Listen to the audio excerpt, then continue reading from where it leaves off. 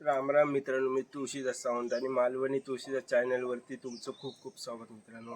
तर तुम्ही ज्या कमेंट करताय मित्रांनो, त्याच्याबद्दल मनापासून तुमच्या सगळ्यांचे खूप खूप धन्यवाद मित्रांनो. जे कमेंट नाही करत त्यांना पण खूप खूप धन्यवाद माझ्यातर्फे, आणि जे कमेंट करतात त्यांना खूप खूप धन्यवाद मित्रांनो. अशाच कमेंट करा, लाईक करा. मग मला पण वाटतं की चला मी काहीतरी करतोय ते तुमच्या तागत पोचतंय आणि तुम्हाला त्याचा फायदा मिळतोय आणि तुम्ही शिकताय मित्रांनो. आणि जर काय नाही समजलं तर नक्की कमेंट करून सांगा की हे समजलं नाही, काय झालं समजलं नाही. तर हे बघा मित्रांनो, हे 2-3 वर्षापूर्वी हे झाड केलं होतं. हे बघा किती हाईट बघायची.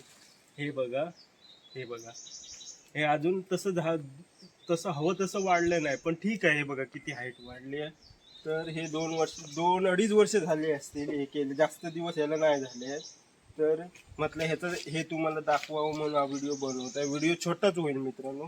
तर हे बघा 2-2.5 वर्ष झाले असतील. तर हे बघा मी इथे ग्राफ्टिंग केलं होतं. हे बघा, आता हा हा बघा, हा जंगली रोपाचा आपला बुंदा आहे. हे बघा इथं हे सालच समजतं बघा हे कसं आहे. हे जंगलीचं आहे. हे बघा, हे जंगली आणि हे आपलं कलम इथे जॉईंट आहे. हे बघा, हा जॉईंट बघा दिसत असेल व्यवस्थित. ही कलमाची हे वेगळंच दिसतं हे बघा, आणि ही रायवळ बाटाचं हे वेगळं वाटतं. हे बघा, पण हे काय आहे मित्रांनो, हे स्वतःहून रुजलेलं आहे. आपण काय ह्याला मुळ्याला पाणी दिले नाही, खत दिलं नाही, आणि आता ह्याला काय द्यायची पण गरज नाही ना, कुठचं खत द्यायची गरज ना पाणी द्यायची. कारण जी स्वतःहून रुजलेल्या एवढी ताकद असते की सोटमूळ असतं त्याला. कारण ह्याला काय आहे, सोटमूळ, आणि सोटमुळाला एवढी ताकद असतं की ते दगड जरी त्याच्या रस्त्यात आला तरी ते तोडून पार करून खाली जातं, एवढी ताकद आहे. म्हणून तुम्ही शक्यतो जी स्वतःहून अशी रुजलेली झाडं असतात त्यांच्या ग्राफ्टिंग करा आणि त्यांच्यावर तुम्ही फोकस करा. बाजारात आणून त्याचा काय उपयोग नाही. मी जे खरं आहे ते तुम्हाला सांगतो. कारण ही झाडं काय होतात मित्रांनो, याची ग्रोथ स्लो होते. ही कमसे कम 7-8 वर्ष लागणार नाही, पण एकदा लागायला लागली, एकदा मोठी झाली की ती त्याला फळं आली की ती खाऊन संपणार नाही फळं. आणि ह्याचं एक वैशिष्ट्य आहे की आपण जी पसंत करून जी फांदी लावतो त्याचं झाड होतं. आता हे बघा, एक केशरची आपण लावलेली फांदी, ही बघा, ही केशरचं झाड झालं आहे.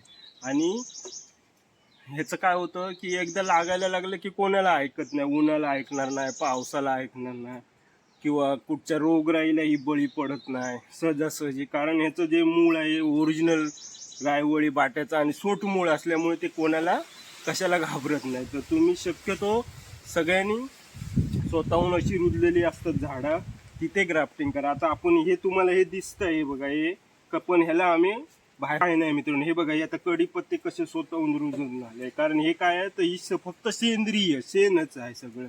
बाकी तुम्ही म्हणाल याला ऑर्गॅनिक काय नाही. त्याच्यामुळे हे बघा, सेंद्रियाची ही ताकद आहे. हे बघा, हे स्वतःहून रुजून आणलेले आहेत. हे बघा, तिथे एक लिंबून आहे, ती बघा, हे कढीपत्ते आहे. कारण काय तर हे सेंद्रिय असल्यामुळे झाडं चांगली होतात. ही बघा, ही आता आपण ही कढीपत्ते आता हे रुजले आहे स्वतः, हे काय आपण लावलेले नाही. कारण काय तर चांगली जागा असल्यामुळे. म्हणून तुम्ही पण सेंद्रियकडे वळा आणि अशी झाडं तयार करा. ही बघा, हे आता बघा बुंदा केवढा झाला. हे बघा, भले हे आता 7-8 वर्ष लागू नाही नको, पण एकदा धरायला लागलं तर मग ते भरपूर फळं येतात त्याला मित्रांनो. तर तुम्ही शक्यतो अशी झाडं करा जेणेकरून तुम्हाला आणि तुमच्या मुलाबाळांना त्याचा फायदा होणार मित्रांनो. आज केलं तरी 100-150, एकदा झाड मोठं झालं की याला 100-150 वर्ष बघायला नको. तर सगळ्यांनी असे झाडं करा आणि त्याचा फायदा घ्या. मी तुम्हाला सगळं सांगणार, सगळी माहिती देणार, ग्राफ्टिंग कशी करायची, काय अगदी सोपं आहे, काय भारी नाही. कुठे तुम्हाला जायची गरज नाही. आहे ते घरातल्या सामानानं तुमचं होतं काय, कुठून विकत काय आणायचे नाही किंवा पैसे द्यायचे नाही. अगदी सोपं आहे मित्रांनो. तर चला, तर हा जॉईंट बघलात तुम्ही, कसा व्हिडिओ वाटला नक्की कमेंट करून सांगा.